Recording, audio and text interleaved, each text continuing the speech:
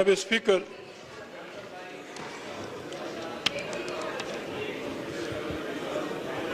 हमारी नई पार्लियामेंट का आगाज होने वाला है। आप चौथी या तीसरी दफा स्पीकर मुंतखब हो गए हैं।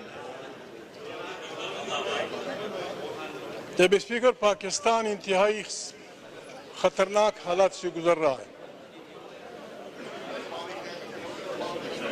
पार्लियामेंट का हाल ये है, इतने चार्ज पार्लियामेंट, कोई किसी को बात करने नहीं देता, कोई किसी की बात नहीं सुनता।